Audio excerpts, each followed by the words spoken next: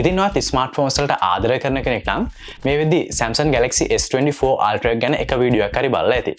ඒ වගේම ඒකේ තියෙනවා කියන එක જાතියේ අලුත් ෆීචර්ස් ගැන ඉම්ප්‍රෙස් වෙලත් ඇති. හැබැයි මේ එකක්වත් අඩුම තරමේ S22 Ultra එකක් තියෙන කෙනෙක්ට උනත් ඒ ෆෝන් එක අතහැරලා S24 Ultra එකට එන්න තරම් හේතු නෙවෙයි. හරි, මම එහෙම කියන්නේ මොකද කියලා අද වීඩියෝ එකෙන් අපි බලාගමු. S24 Ultra ස්මාර්ට්ෆෝන් එකේ ලංකාවේ ප්‍රී-ඕඩර් ප්‍රයිස් එක ගත්තොත් ඒකේ ගාණ රුපියල් 5,31,000ක් වෙනවා. හැබැයි S23 Ultra ස්මාර්ට්ෆෝන් එකේ ගිය අවුරුද්දේ ලංකාවේ ප්‍රී-ඕඩර් ප්‍රයිස් එක ගත්තොත් ඒක උනේ රුපියල් 4,70,000ක් විතරයි. ඒ කියන්නේ මේ වැඩිවීම රුපියල් 61,000ක් වෙනවා. ඒ වගේම මේ වෙද්දී S23 Ultra ස්මාර්ට්ෆෝන් එකක් බ්‍රෑන්ඩ් නිව්ම රුපියල් 3,00,000කට වඩා අඩු ගාණකට ගන්න ඔයාලට chance එක තියෙනවා. ඒ කියන්නේ අපිට almost S23 Ultra smartphones දෙකක් ගන්න පුළුවන් මේ S24 Ultra smartphone එකක් ගනිද්දී. ඉතින් මේ price difference එක අනිවාර්යෙන් මේ වීඩියෝ එක පුරාවටම ඔයාලගේ ඔළුවේ තියාගන්න ඕන. හරි. design එක පැත්තෙන් ගත්තම මේ S24 Ultra එකේ කියන තරම් ලොකු වෙනසක් නැහැ. මේක තියෙන්නේ S22 එකේ ඉඳන් පටන් ගත්ත එයාලගේ අලුත් design එක. වෙනස කරලා තියෙන්නේ edges flat වෙලා, ආයෙත් flat වෙලා, දැන් ඔන්න screen එකත් flat edges එන විදිහටම වෙනස් වෙලා තියෙන එක. ෆෝන් එකේ බැක් සයිඩ් එකේ නම් වෙනසක් අපිට බලා ගන්න පුළුවන් වෙන්නේම නැහැ. ඒත් ෆෝන් එකේ ෆ්‍රේම් එක ටයිටේනියම් කරලා තියෙනවා.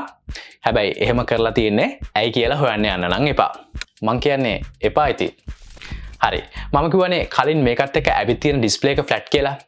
මේ ඩිස්ප්ලේ එක ෆ්ලැට් වීමට අමතරව හම්බෙලා තියෙන ඉම්ප්‍රූව්මන්ට්ස් තමයි bezel size එක පොඩි වෙලා තියෙන එක. එතකොට Gorilla Glass Armor කියන ප්‍රොටෙක්ෂන් එක හම්බෙලා තියෙන එක වගේම peak nits ගාන 1750 ඉඳන් 2600 වෙනකම් වැඩි කරලා තියෙන එක. ඉතින් ඩිසයින් එක වගේම ඩිස්ප්ලේ එක පැත්තෙන් ගත්තම highlighted කරන්න පුළුවන් ලොකුම වෙනස්කම් ටික තමයි ඔය. ඊට පස්සේ අපි යමුකෝ කැමරා සෙටප් එක පැත්තට. මෙතනදී කරලා තියෙන ප්‍රධානම වෙනස්කම තමයි කලින් සැරේ ආව 10x telephoto lens එක 5x විදිහට වෙනස් කළා. ඊට අමතරව megapixel count එක 50 වෙනකම් වැඩි කරලා තියෙන එක. අනිත් lenses දිහා බැලුවොත් මේකේ තියෙන 12MP ultra wide sensor එක මේ විදිහටම 2020 release වුණ S20 Ultra device එකේ තිබුණා. එතකොට 3x telephoto lens එක ඒ විදිහටම 2022 release වුණ S22 Ultra එකේ තියෙනවා. තව කිව්වොත් 200MP main camera sensor එක වගේම 12MP selfie camera sensor එක ඒ විදිහටම ගිය අවුරුද්දේ release වුණ S23 Ultra smartphone එකේ තිබුණා. හැබැයි ඔයාලත් දකින්න ඇති ගොඩක් අය මේ S24 Ultra device එකේ camera setup එක විශේෂයෙන් මේ අලුත් 5x 50MP lens එකත් එක්ක මේකේ තියෙන photo quality එක ගැන කතා කරලා තියෙනවා. ඇත්තටම පේන විදිහට මේවා improve වෙලා තියෙනවා. මම නැහැ කියන්නේ නැහැ. හැබැයි මාව විශ්වාස කරන්න අත්දැකීමෙන් කියන්නේ ඒ improvements අපේ day to day life එකේදී වැඩක් වෙන දේවල් නන් නෙවෙයි. ඊට පස්සේ ඔයාලා දන්නවා මේකට use කරලා තියෙන්නේ S24 එකටම optimize කරපු Snapdragon 8 Gen 3 SoC එකේ upgraded version එකක් විදිහට අපිට introduce කරන Snapdragon 8 Gen 3 for Galaxy කියන SoC එක කියලා. කිසිම ප්‍රශ්නයක් නැහැ. මේක 8 Gen 2 for Galaxy SoC එකට වඩා performances පැත්තෙන් improve කරලා තියෙන SoC එකක්. හැබැයි S23 Ultra smartphone එක කියන්නේ ගොඩක් අය කියන විදිහට 2023 ඉඳන් release වුණ හොඳම smartphone එක. ඉතින් මේ 8 Gen 3 එකත් එක්ක වැඩි වෙලා තියෙන S24 Ultra smartphone එකේ තප්පර ගානක සමහර වෙලාවට millisecond ගානක speed improvement එක ඔයාලට day to day life එකේදී කොච්චර වැදගත් වේවිද කියලා ඔයාලම කල්පනා කරලා බලන්න. තාම මේ සැරේ S24 Ultra base variant එකේ RAM එක 8GB වල ඉඳන් 12GB වෙනකම් වැඩි කරලා තියෙනවා. හැබැයි දැන් අපිට අමතක වුණාට 2020 release වුණ S20 Ultra smartphone එකේ base variant එක විදිහට ආවෙත් 12GB RAM එකක්. ඊට පස්සේ ඒක එහෙමම S21 Ultra එකට දීලා S22 Ultra එකේදී අපිට 12GB වැඩි කියලා ආයිත් 8GB දුන්නෙත් Samsung ළම තමයි.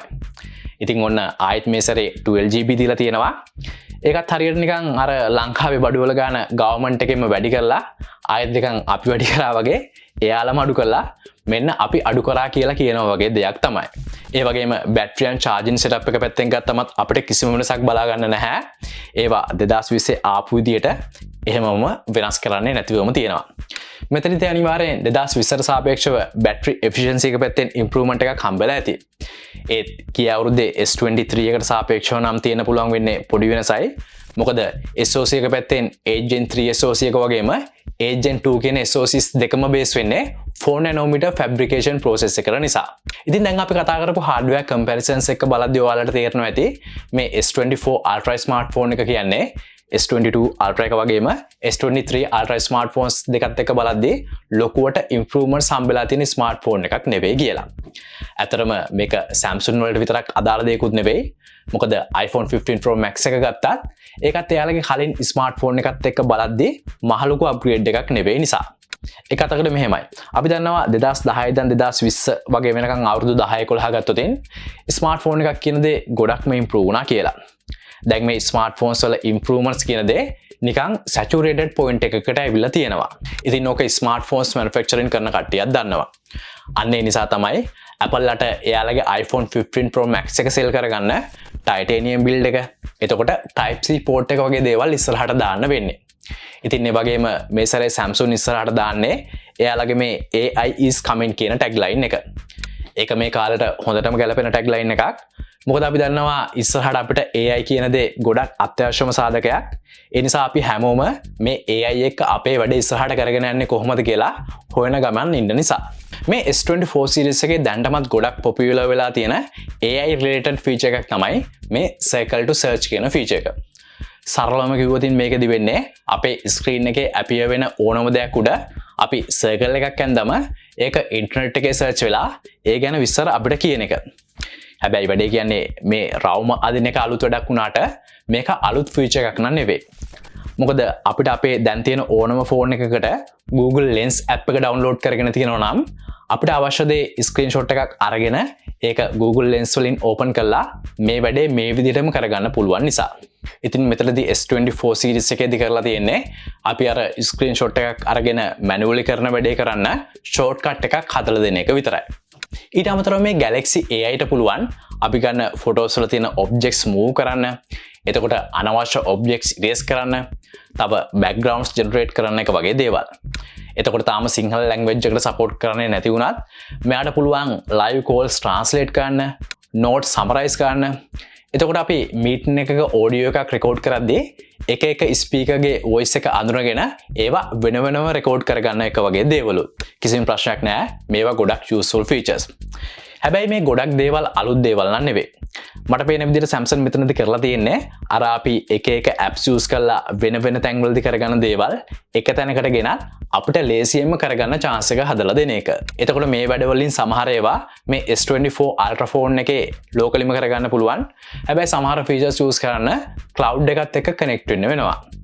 හැබැයි හොඳම කතන්දරේ අපිට මේ AI features free use කරන්න පුළුවන් වෙන්නේ 2025 වෙනකන් විතරයිලු. ඊට පස්සේ ගොඩක් වෙලාවට මේකට subscription fee එකක් ගනීවි. හැබැයි ඒ ගාන කීයද කියලා Samsung ලා තාම පැහැදිලිව කියලා නැහැ.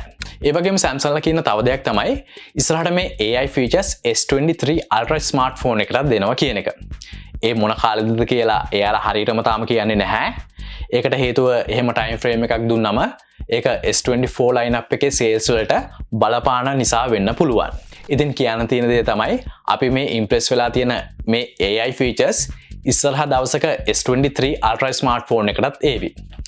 එතනදී ප්‍රශ්නයක් විදිහට වෙන්න පුළුවන් වෙන්නේ Snapdragon 8 Gen 2 එකට 8 Gen 3 එකට තරම් ෆෝන් එක ඇතුළතදීම මේ generative capabilities run කරගන්න අමාරු වෙන එක. හැබැයි ඒක වුණත් cloud එකට connect වුණාට පස්සේ ඔය වැඩ ටික ප්‍රශ්නයක් නැතුව කරලා දෙවි. ඊට පස්සේ අවුරුදු 7ක software updates දෙන එක ගැන කතා කරොතින් ඇත්තට මේක හොඳ දෙයක්. මොකද එයාලා එහෙම දෙනවා නම් ඒක දැනට අවුරුදු 6ක් software updates දෙන iPhones වලටත් වඩා වැඩි නිසා. හැබැයි පොඩ්ඩක් මෙහෙම හිතන්නකෝ. 2018 දී රිලීස් වුණ Galaxy S9 Plus එකට අවුරුදු 7ක software updates හම්බුනා නම් අද වෙද්දි ඒකෙත් run වෙන්නේ Android 14 version එකත් එක්ක One UI 6. ඉතින් ඒක S24 Ultra එකත් එක්ක compare කරලා බැලුවම කොහොම වේවිද? එතකොට 2030 දී එනවා කියලා හිතන්න පුළුවන් Android 20 run වෙන Galaxy S30 smartphone එක කොච්චර futuristic smartphone එකක් වේවිද? එතකොට ඒ ෆෝන් එක AI පැත්තෙන් කොච්චර develop වෙලා තියෙවිද? ඉතින් මේ S24 Ultra smartphone එක ගත්තම කිසිම ප්‍රශ්නයක් නැහැ. ගොඩක් හොඳ smartphone එකක්. හැබැයි ඒකට හම්බෙලා තියෙන hardware updates ගත්තම ඒවා ගොඩක් අපිට useful වෙන ඒවා නැහැ කියලා තමයි කියන්න පුළුවන් වෙන්නේ. ඒ වගේම AI පැත්තෙන් useful features ටිකක් හම්බෙලා තිබුණත් ඒවත් තාමත් තියෙන්නේ initial level එකේ නිසා අඩුම S22 Ultra smartphone එකක් තියෙන කෙනෙක් නම් upgrade එකකට යන්නේ නැතුව තව අවුරුද්දක් ඉවසන් හිටියා කියලා දුක් වෙන්න වෙන එකක් නෑ. එහෙමනම් අපිව subscribe කරලා bell notification on කරගන්න.